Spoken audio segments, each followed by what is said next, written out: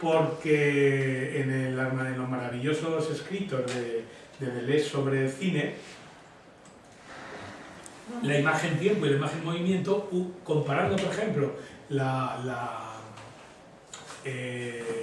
películas de Eisenstein con las películas de Griffith, se ve como mientras que Griffith es un representativo con las caras completamente, digamos, tranquilas y representativas y espirituales, las caras, ahora lo vamos a ver porque lo aludo, ¿no?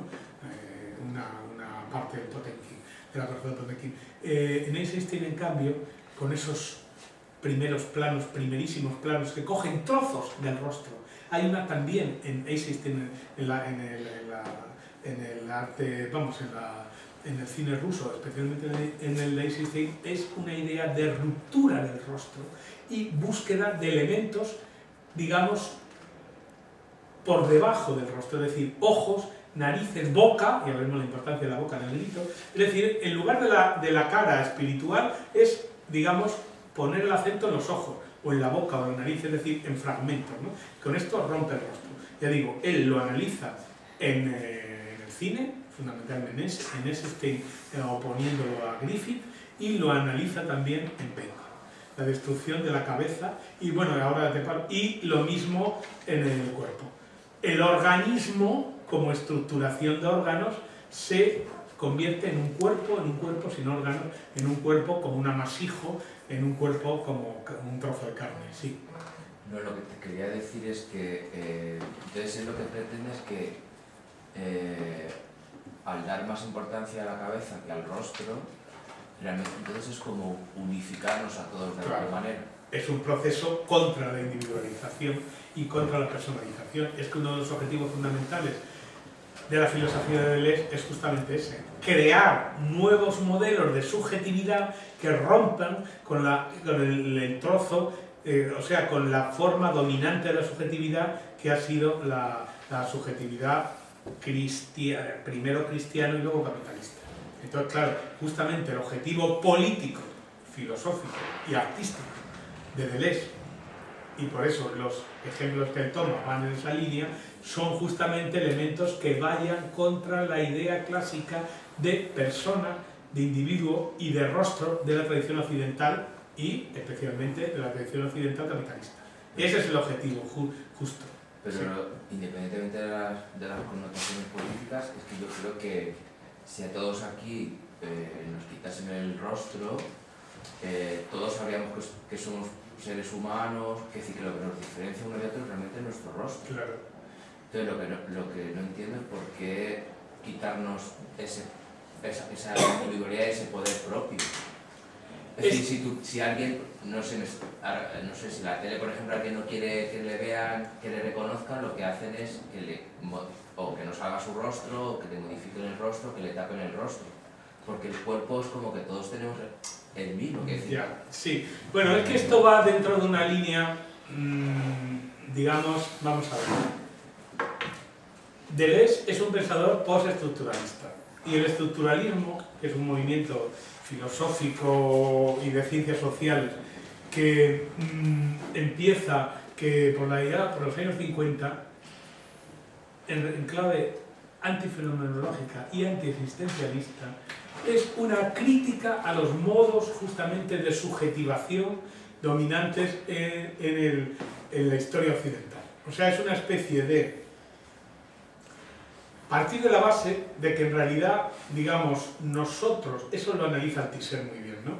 La función de subjetivación es una función de interpelación según la cual el poder nos interpela y nos dice: tú eres tú. Es el del americano, ¿no? La famosa película esa, la famosa foto del tío Sam diciendo con el dedo: tú eres tú. Entonces ellos dicen que es el poder el que nos hace y nos obliga a ser tú. Por eso cuando toda la historia de sé tú, pues es que el sé tú, es que ese tú que soy yo no es algo que salga de mí hacia afuera, sino al contrario, es algo que me ha sido creado por fuera, por la televisión, por el poder, por todo esto. Entonces, justamente, lo que hacen los pensadores, esto que digo a partir de Althusser, Deleuze y tal, Foucault, es intentar construir modos de subjetivación que intenten romper con esto.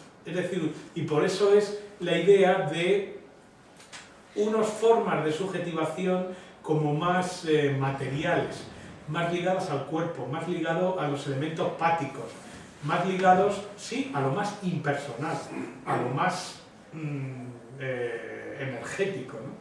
O sea, va por ahí un poco, o sea, está dentro de una política de intentar construir nuevos modos de subjetivación y de subjetividad que intenten romper con la subjetividad cristiana capitalista. Ese es un poco el objetivo, ¿no?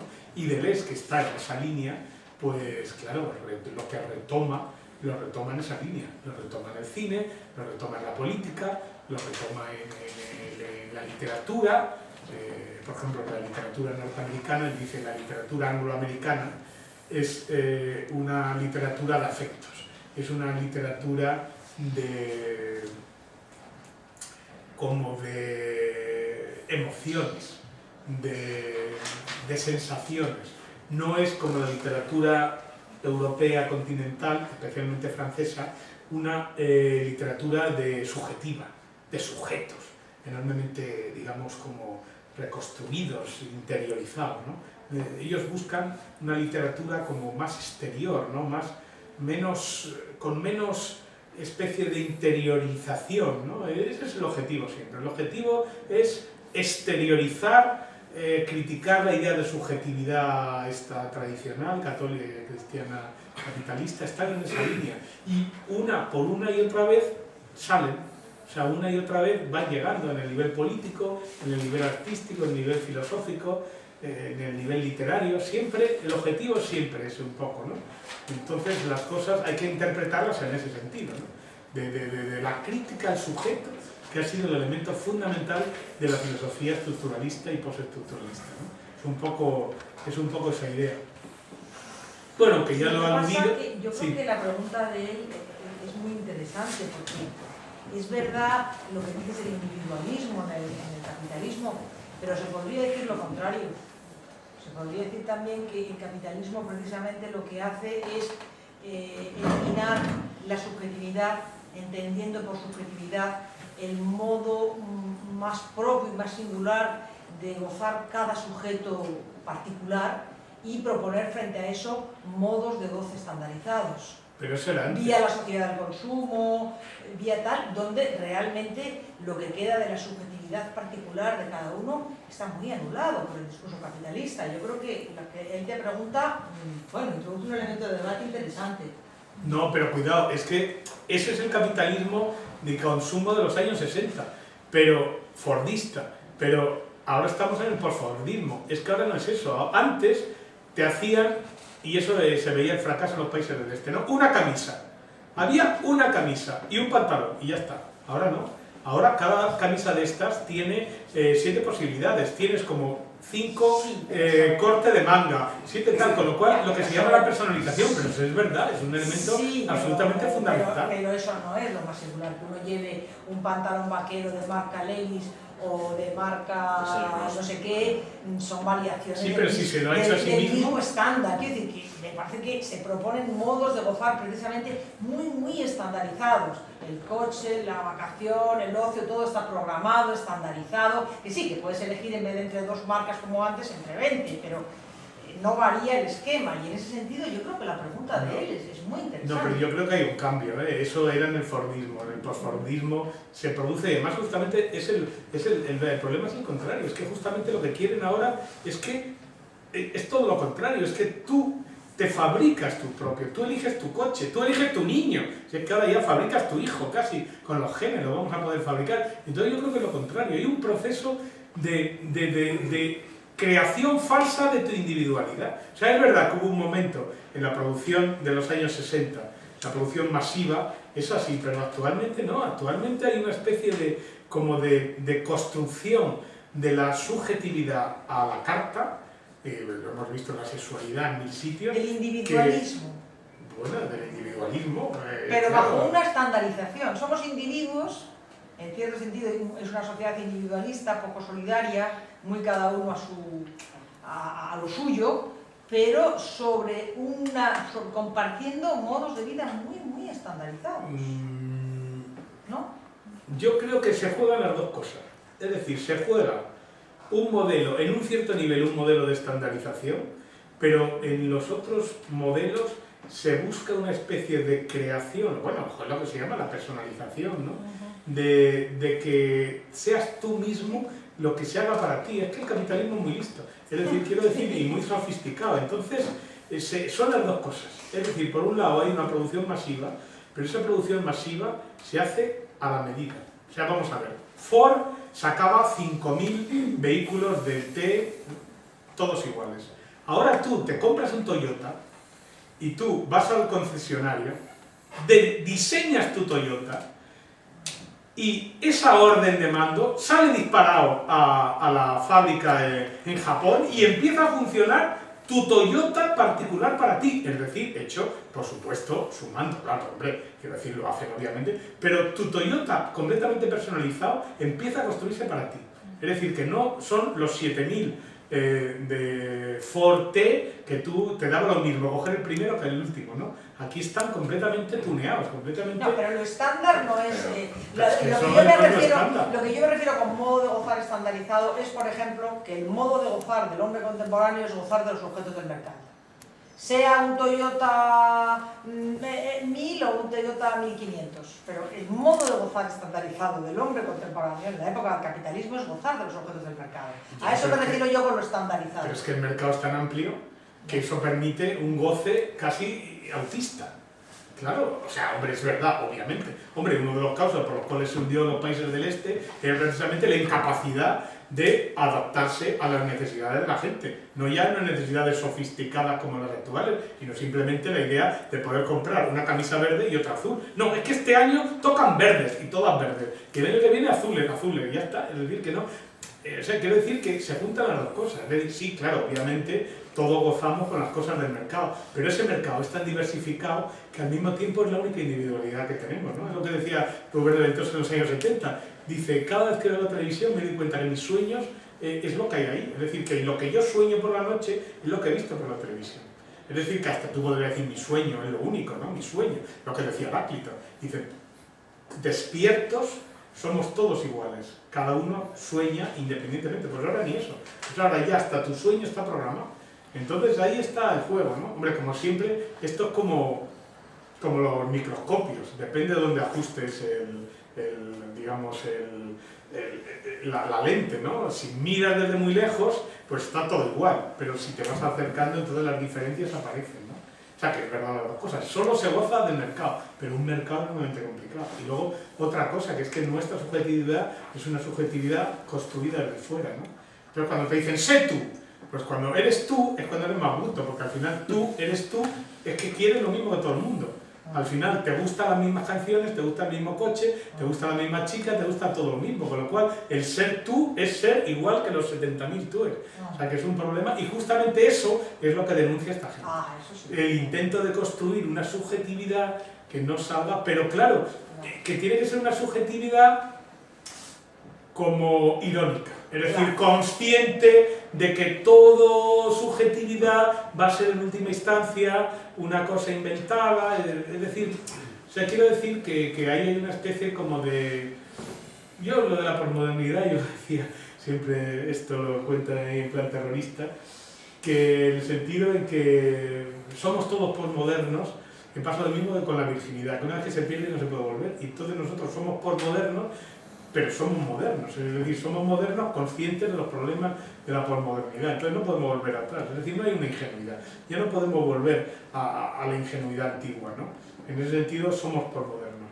Entonces justo hay que jugar en eso, con esa ironía de saber dónde te estás moviendo, ¿no? Como lo de la interioridad, lo más interior es lo más exterior, lo que tú crees que es lo mío, que es lo idiosincrásico, es lo más común, etcétera, ¿no? Y como lo que crees, eso, como dicen esa barbaridad, de la república libre de tu pueblo, no sé qué, o de tu no sé qué, de Ikea, si es que al final es la de Ikea, es decir... Entonces, al quizás, final... no sé si te parece que se podría hacer una distinción, colocar este intento de romper con el individualismo, entendiendo por individuo, como tú has dicho, una construcción que es una construcción, digamos, basada en la... Bueno, el otro día no estuviste, pero tú lo conoces porque de eso hemos hablado muchas veces, basado en un individualismo yoico, el yo formado por la identificación al semejante. Claro. En ese sentido, sé tú es lo más alienante que hay, porque tú estás hecho, tu yo imaginario está hecho por identificación a los modelos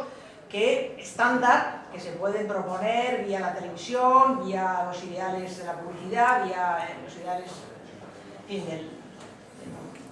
de la manera de vivir, de los ideales contemporáneos. Y luego, como distinto de eso, y apuntando a lo que él intentaba rescatar, como distinto de ese yo, que es verdad que es pura alienación a las imágenes propuestas por el poder, como distinto de eso estaría esa subjetividad de la que él habla, que dice que se refleja de alguna forma en el rostro, que es lo más singular de cada uno, y que quizás eso, bueno, eso a lo mejor no tiene tanto que ver con el poder, tiene que ver con algo del sujeto como distinto del yo, como distinto del individuo formado por la alienación, ¿no?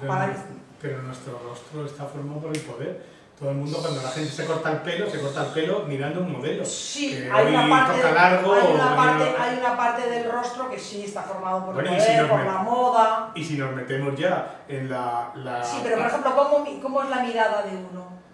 No es una cosa que pueda... Tú puedes cortarte el pelo a la moda, puedes maquillarte a la moda, ponerte el piercing a la moda, pero hay cosas del rostro, una expresión de los ojos, un rictus, cosas que no pertenecen a la imagen, que pertenecen a otra cosa que a la imagen. Sí, pero eso no y eso lo yo no lo veo tan modelado. Eso no lo puedes controlar. No, pero que esa parte más del sujeto, yo eso no lo veo tan controlado por el poder. Sí, pero eso no es tuyo, porque eso en última instancia, si tú tienes un tic o miras de una manera, eso no es tuyo, eso te aparece, acontece, pasa, pero no puedes decir, ¿quién es usted? Yo soy mis tics, sí, pero es que da la casualidad que sus tics se dan en su inconsciente, pero... Bueno, claro, si lo cuento por el inconsciente, claro. Sí, eso es verdad, era un pequeño detalle. Claro, es que el inconsciente soy yo, pero ¿en qué relación tengo yo con el inconsciente? Pues bastante complicada, a veces apuñetado. Es esa subjetividad, me estaba refiriendo a esa subjetividad inconsciente. Sí, entonces, claro, ese es el punto, ¿no? Bueno, vuelvo aquí un poco a la estructura de los cuadros de Bacon, más o menos lo que he dicho, la estructura. Bueno, ahora los vemos, ¿no? La figura y el contorno.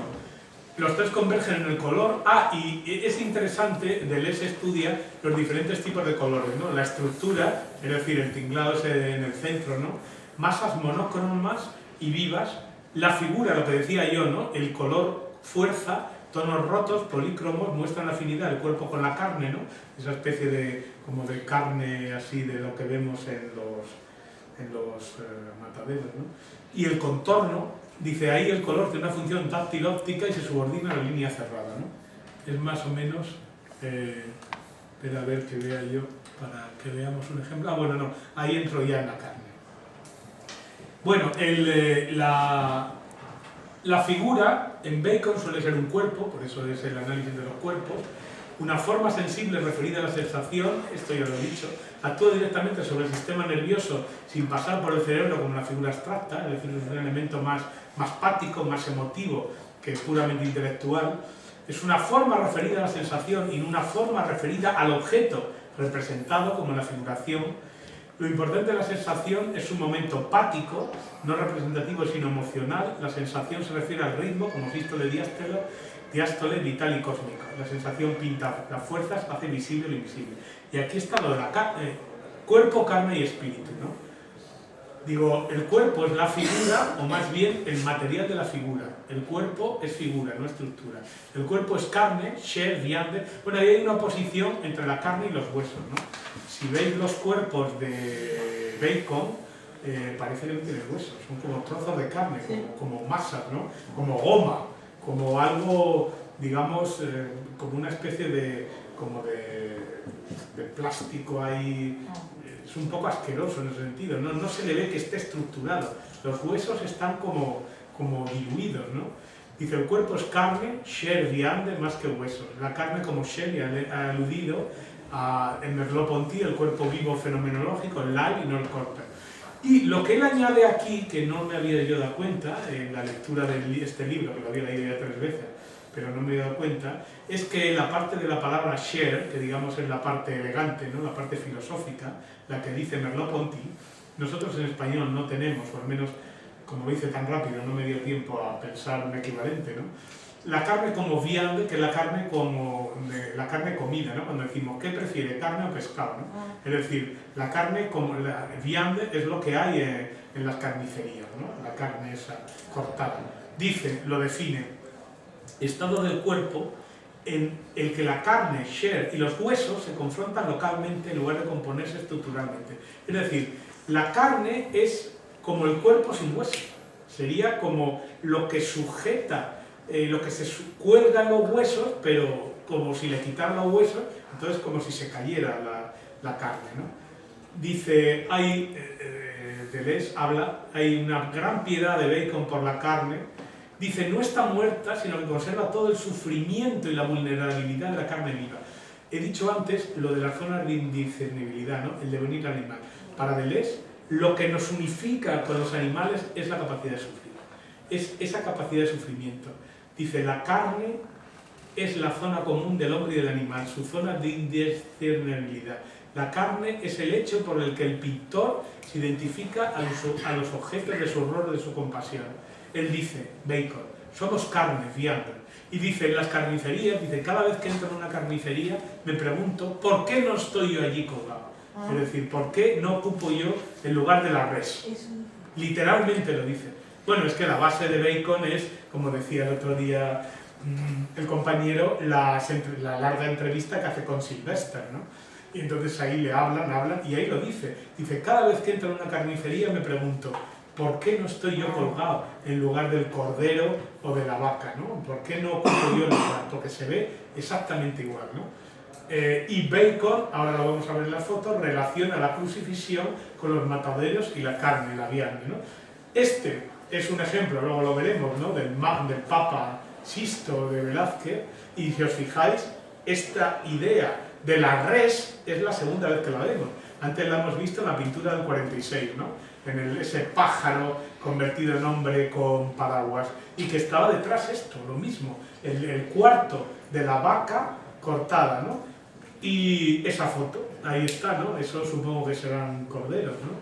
Entonces ese es Bacon, y ahí está con lo que él pinta luego. Los costillares, ¿no? Se le ha quitado las vísceras, y es lo que se llama encanar, cuando dice, vale tantos euros encanar, pues eso, encanar es eso. Es decir, el cuerpo cortado, desviscerado, y que se conserva la carne y el hueso. Y lo importante, claro, los costillares, ¿no? Y luego la pata, aquí, están colgados de la pata. En el otro lado estaba colgado de arriba, ¿no?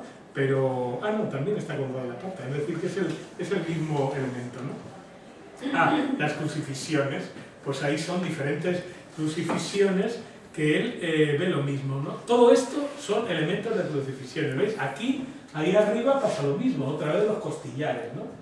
Estos son, como veis, enormemente, a veces un poco aludidos muy levemente, pero los dos son trípticos estudios sobre crucifixiones, o sea, digamos, una especie de reflexión sobre la crucifixión. Y aquí veis los mismos modelos, es decir, la camilla es en el medio, que es la estructura, la figura en el centro y el contorno. Y aquí igual, esa especie de colchoneta, la figura en el medio y el contorno. Y ahí lo mismo, ¿no? O sea, siempre es más o menos la misma estructura, más o menos, ¿no? Y ahí son esas carnes completamente, digamos, machacadas, que parece que no tienen huesos, ¿no? Es como si fueran amorfas. Me parecen como alas de ángel. Bueno, eso es una visión optimista, optimista de la realidad. Yo lo veo como cacho, como dices, es un cacho de carne con ojos, pues lo mismo. Una cosa así como lo que se supone que queda cuando uno le pegan una paliza y ya queda todo tumefacto, ya queda ahí una especie que no se le ven ni los ojos, ni la nariz, ni nada, una especie de masa sanguinolenta. Pues esos son los cuadros de Bacon, ¿no? Como pasaría después de que te hubiera pasado por encima una apisonadora, ¿no? O un regimiento de nazis, ¿no? Entonces es una cosa de ese tipo. Y claro, ahí el hueso ha desaparecido, ha quedado completamente subsumido, ¿no? Es una cosa, claro, que es precisamente lo que produce esa especie de repugnancia que Freud, con todo su asco, nunca te llega a dar. Porque al fin y al cabo dices, este es un hombre viejo, es una mujer vieja, fea, gorda, chacosa, pero es una figura. Mientras que estas cosas de Bacon ya es una cosa como que está casi a punto de, como decíamos, de devenir imperceptible, es decir, al final de identificarse, ¿no? Una de las cosas más, de los capítulos más bonitos de Mis Mesetas se basa en un cuento de Lovecraft, que es un señor que empieza a dar una conferencia y que va disolviéndose, va disolviéndose y al final acaba pues convertido en unas gotitas de líquido en el suelo, ¿no? Se va disolviendo y va convirtiéndose en imperceptible. Primero se hace animal, luego se hace, al final un devenir imperceptible, queda un flac, ¿no? Un charco en el suelo del conferenciante, ¿no? Y entonces eso, es esa idea, ¿no? Pues bueno, los de Bacon se conservan en el límite medio. Está ya a punto de convertirse en imperceptible, ¿no? Bueno, aquí repito estas categorías, un poco lo que he aludido: indiscernibilidad entre hombre y animal, devenir animal y cuerpo sin órganos. Devenir animal no es hacer el animal, ni imitar a los animales, ni descubrir correspondencias formales con los animales, es decir, que nuestra mano equivale a la pata, o a la aleta, o al ala, ¿no? Sino encontrar una zona de indiscernibilidad que une al hombre y al animal más allá de toda identificación sentimental. Él lo que critica, tanto Bacon como Deleuze, aunque el pobre al final le impusieron un gato y le tenía un cierto cariño, es la mascota. Él dice que lo que impide completamente tener una relación con el animal es el animal convertido en mascota. El animal convertido en mascota es un animal atravesado por el lenguaje, completamente histerizado, completamente hecho una persona. Ya tú con tu mascota tienes una relación muchísimo más íntima que con la mayoría de las personas. Eso le ponía de los nervios a Deleuze y a Bacon, ¿no? Le parecía repugnante, que eso era realmente asqueroso, que no es un animal, es un animal ya histérico, completamente atravesado por el lenguaje, o sea, ya es un asco, es casi una persona. Entonces, sí que es un chiste que dice en Francia intentaron poner un impuesto sobre los perros, ¿no? Y salió un comentarista que dice: pobres perros, los van a tratar como personas. Pues igual, ¿no? La mascota es un perro o un gato tratado como persona, es decir, le he hecho un asco, ¿no? Mientras que el animal son animales completamente salvajes, son animales que son lo otro, ¿no? Dicen, por eso dicen más allá de toda identificación sentimental. Lo de devenir animal no es identificarse con el gatito o con el perrito, sino al contrario, buscar un punto de conexión con él que va a ser ese, la capacidad de sufrir, la capacidad de sentir, ¿no? El hecho común al hombre y al animal es el tener un cuerpo como carne, la capacidad de sentir y de sufrir, que somos cachos de carne los dos, ¿no? Se basa en el sufrimiento. Dice: el hombre que sufre es un animal, el animal que sufre es humano. Entonces ahí se ve, eso se ve, ¿verdad?, ¿no? Como hay esas identificaciones. Cuando ves a un hombre sufrir, parece animal, dice, fíjate cómo sufre, y cuando ves los animales, por ejemplo, las ovejitas que van al matadero, tal, pues es una cosa también que dices, pues van como humanos, ¿no? Parece que huelen algo, ¿no? Esa indiscernibilidad basada en el sufrimiento y en la carne, eso es el devenir animal del ser humano, ¿no? Dice: el hombre es responsable no de las vacas que mueren, sino ante las vacas que mueren. Es decir, la idea de responsabilidad, ¿no? No soy responsable de las vacas que mueren, sino ante ellas, ante las propias vacas, ¿no? Dice: el devenir animal consiste en la extracción de partículas intensivas para crear una zona de proximidad, de copresencia, ¿no? De poner los dos cuerpos y como que se interpenetran, ¿no? Dice: consiste en hacer cuerpo con el animal, un cuerpo sin órganos, definido por zonas de intensidad y de proximidad. Ahora voy a poner una serie de fotos, vamos, de cuadros donde se ve cómo la figura humana se transforma en animal y los animales se transforman en figura humana, ¿no? Dice: el cuerpo sin órganos no está organizado, no es un organismo, está formado por umbrales y niveles energéticos, es una muestra de una vida inorgánica. Es lo que decía Amanda el otro día del huevo, ¿no? El huevo, que es un elemento, o el desierto, son elementos, digamos, definidos por intensidades, ¿no? El desierto, en principio, es una superficie, pero que de repente tiene cosas. Por ejemplo, pues pasa una caravana, entonces ahí aparecen ahí, ¿no? Como o hay un oasis, es decir, hay una especie de puntito. Entonces, bueno, eso es un poco la idea, ¿no? Hay gradientes que introducen discontinuidad en la continuidad, ¿no? El huevo que nos da lugar a nosotros, pues lo mismo, al principio es una sola célula, luego 3 o 4, y luego esas células van creando diferentes zonas de intensidad y van construyendo los órganos, ¿no? Pues es un poco esa idea. El cuerpo sin órganos no está organizado, no es un organismo, está formado por umbrales y niveles energéticos, es una muestra de una vida no orgánica. Deformaciones del cuerpo, destacando, eso es lo que vamos a ver ahora, destacando sus marcas de animalidad, sus rasgos animales, no tanto las formas animales, sino fantasmas que rondan y amenazan las formas humanas. Ahora veremos que son figuras mitad humanas, mitad animales, en que no se sabe muy bien, no es un hombre que se transforma en animal, es un animal que se transforma en un hombre, ¿no? Dice, la figura baconiana no es tanto un cuerpo humano como un cuerpo humano acoplado a un animal latente, ¿no? Bueno, pongo esto y ahora si queréis interrumpimos un poco, ¿no? La parte de arriba, curiosamente, son 3 estudios para una crucifixión. Y sobre todo en el de la derecha se ve perfectamente como el animal se transforma con una cabeza medio humana. Mientras que el pajarraco ese que hay en el medio, pues ya no, es una figura completamente un ave, y el águila de la izquierda, el águila o quebrantahuesas o el que sea, pues es una especie ahí de... Pero bueno, eso son 3 estudios de la crucifixión. O sea, teóricamente es Cristo. O sea, que ahí veis un poco cuál es la deformación, ¿no? Donde se ve perfectamente es en el de la derecha. A la izquierda es un perro, más o menos, y aquí un babuino.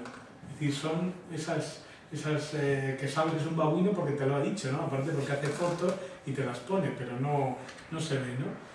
Y en cambio ahí veis, y lo vamos a dejar aquí, he puesto a la izquierda Bacon, a la derecha Freud. Por cierto, el último retrato de Freud, que lo presentaré luego, también es un hombre con un perro. Si os fijáis, claro, no es lo mismo, aquí se ve perfectamente que es el hombre, la persona y el perro. Entonces, digamos, ahí no hay un devenir animal, el perro es un perro, yo le abrazo, eso estaría más en la identificación esa sentimental de la mascota, ¿no? Que duermo con él, con el repugnante, y estoy ahí, y entonces ahí se ve, pero perfectamente está el perro y estoy yo, no hay problema, ¿no? La gente no puede con quién dormir, porque no con perro, ¿no? Si os fijáis en la izquierda, es una corrida.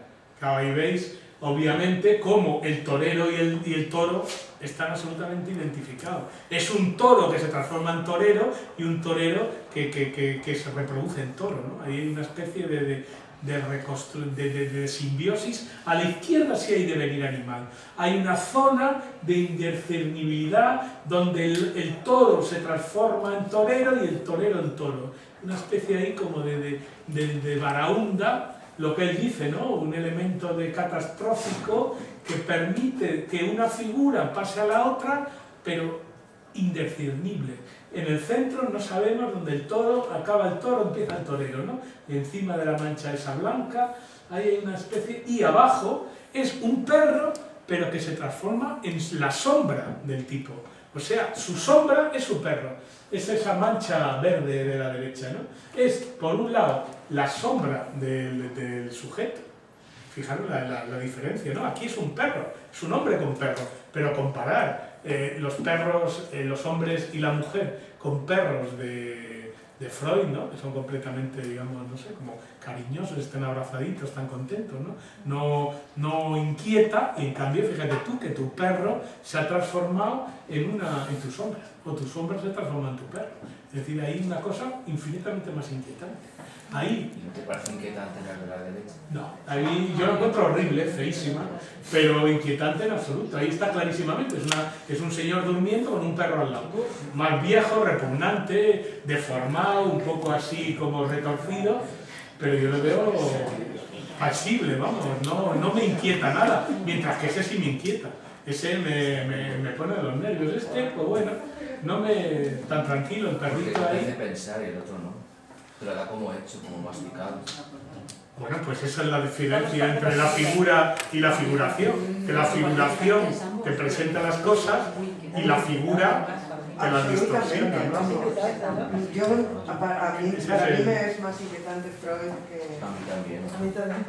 Es que vosotros sois figurativos, claro. No sé, por eso, pero Es así que el hecho de que gente No es que por eso. haga una sombra en verde, que es su perro, me parece muy bien, pero a mí, por eso no quiero decir nada, pero quiero decir que intentes comparar que Freud, o sea, lo que te está transmitiendo, o sea, es que es desgarrador.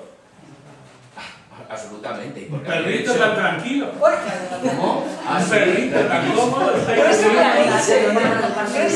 mientras que el otro es que mi sombra se transforma en un perro. Eso es terrorífico. Claro, ahí está mi sombra y mi perro. Y Eso es un perro tan contento. Bueno, puede ser su sombra también. No puede ser su sombra también. No, eso es una mascota. Están ahí, Lúgubre, le toca, le sube la respiración, le da compañía. Vamos a ver, el perro de Freud te da compañía. Esos animales nunca te pueden dar compañía. No, O sea, tú puedes dormir con ese perro no. Y morir más bien que dormir. Bueno, O está morir. Pero ¿y por qué dormidos has decidido tranquilamente. por qué has decidido que es un perro? Bueno, porque lo dice él. Es una muerte bella, lo ¿no? pone. Ah, Bella no sé porque cómo. al- Y lo define, dice perro, o hombre. sea, un quiero perro. decir que porque te ha habido una explicación previa, porque si no tú no deducirías que eso es un perro. Bueno, hombre, si podría miras con- ser una sombra, como en plan inconsciente, como de su sombra oscura, ¿no? Su lado, su doble personalidad oculta, yo qué sé. Si Porque miras un con los perro. ojos inconscientes, pues. Pero ser igual de intranquilo, hombre. Por eso te quiero decir que si la que estamos es ¿por qué es más intranquilo Bacon que Freud? Hombre, yo creo que ¿Por hay qué? un ¿Porque es más salto. figurativo? No. Hay un salto, ¿no? Digamos, aquí hay. Estoy en el. O sea, ahí estoy en mi mundo. O sea, es un mundo. Estoy en el mundo. Sí, hombre, claro, hay viejos, hay feos, pero Claro, la cosa está clara. Aquí hay una figura, aquí está mi perrito, aquí yo tan contento. Le llamo y viene. Que ese perro le llamas y ves que tú sabes, viene, te muerde, se va corriendo, se transforma en un monstruo. Es que ese perro es como de Es que Lovecraft. tú que sabes si estaba muerto de miedo y cuando visto que estaba acostado. Ese perro es perfectamente previsible. Tú sabes que ese perro lo que tú vas a hacer vas a chuparte. Porque sobre todo hay una narrativa, ahí hay una historia, Claro. y eso es lo que no inquieta. Si tú ya te puedes contar una historia, y eso ya te Y ahí- tranquiliza, ahí no hay ninguna historia. Ahí no hay ninguna narrativa. En Tú las dos. no entiendes En las que es dos. esa sombra animal, eso es inquietante. Eso, el no haber historia, el no haber narrativa es lo que te inquieta. Me parece igual de inquietante. Yo creo que más que Freud, o sea, más Freud. toca lo siniestro, ¿no? Sí, es lo que llamo yo sublime. Por ahí, sí. Bacon los siniestros. Sí, yo creo que sí. Sí, yo creo que hay. A mí me parece más Freud también, Es- pero bueno. Yo creo.